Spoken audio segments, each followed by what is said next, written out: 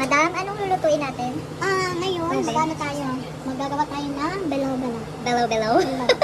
So this one, tapioca. You Okay. must to cook first. This one is kamuti yam. Kamote yan. This Purple yam. one, yeah, purple yam.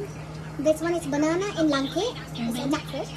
And kamuting kahoy. Kamuting kahoy. It means yuca. Yuca. And this one, glutinous. Glutinous. And this one, glutinous slurry. Slurry. This one is from the syrup from this jackfruit. We need to put This one. and this one is, Sorry. gata. Gata. I will teach her how to cook the bilo-bilo, ginata. Yan natin siya, yung yuca, pero sabay-sabay na yan. Yan.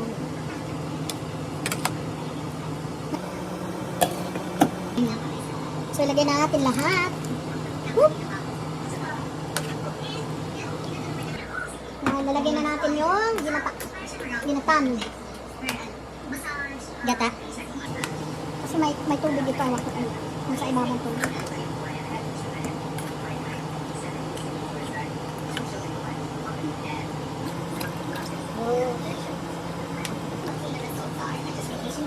Para pagkulo niya. Isa-isa lalagay para hindi malikit din. Para siya. Hindi siya hahaluin muna. Kasi pagka hinalo mo yan, nalulog.